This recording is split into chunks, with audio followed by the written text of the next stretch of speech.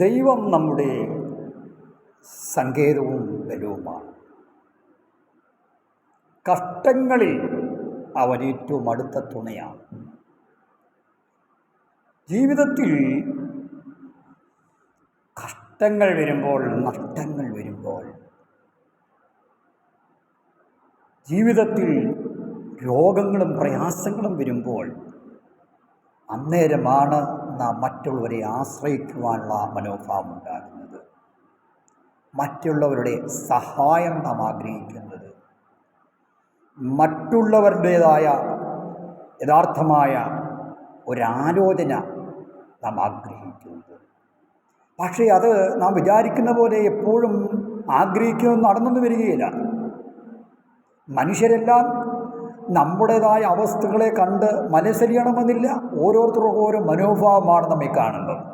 സുഖത്തോടിരുന്നപ്പോൾ നമ്മളോട് നല്ല സ്നേഹമായിരുന്നു, സൗഖ്യത്തോടിരുന്നപ്പോൾ നമ്മളോട് നമ്മുടെ തോളത്ത് കൈയിട്ട് നടന്നു. പക്ഷേ പ്രശ്നം വന്നപ്പോൾ അവരാരുമില്ല, അല്ലേ? അങ്ങനെയല്ലേ താങ്കളുടെ ഇന്നത്തെ അവസ്ഥ? എന്നാൽ ഒരു കാര്യം ഞാൻ അങ്ങോട്ട് പറയാം, മനുഷ്യരിൽ ആശ്രയിക്കുന്നതിനേക്കാൾ യഹോവയിൽ ആശ്രയിക്കുന്നത്. സങ്കീർത്തനക്കാരൻ ഇങ്ങനെ പറയുന്നത്, സൈന്യങ്ങളുടെ യഹോവ നമ്മോട് കൂടെയുണ്ട്. സൈന്യങ്ങളുടെ യഹോവ നമ്മോട് കൂടെ ഉണ്ട്. യാക്കോബിന്റെ ദൈവം നമ്മുടെ ദുർഗമാകുന്നു. നമ്മോടുകൂടെ ആരുണ്ട്?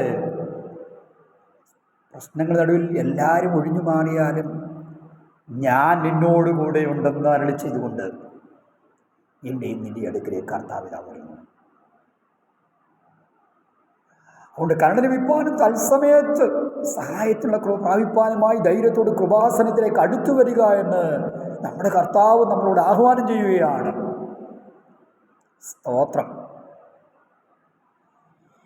അതുകൊണ്ട് കർത്താവിൽ നമ്മുടെ ശരണമാകാം, നമ്മുടെ സങ്കേതമാകാം. കർത്താവിലേക്ക് അടുക്കിലേക്ക് നമുക്ക് കടന്നു വരാം.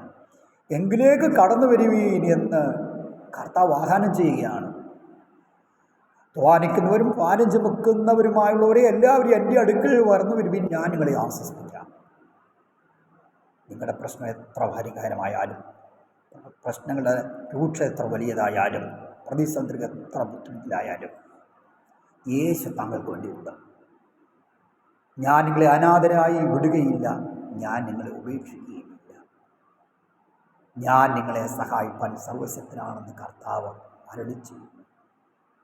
അതുകൊണ്ട് ഈ നാളുകളിൽ ജീവിതത്തിലെ പ്രശ്നങ്ങളിൽ പതറാതെ, വിഷയങ്ങളിൽ ഭാരപ്പെട്ടു പോകാതെ, മനം കലങ്ങാതെ, വിഷാദിച്ചിരിക്കാതെ യേശുവിൻ്റെ അടുക്കിലേക്ക് കടന്നു വരാം.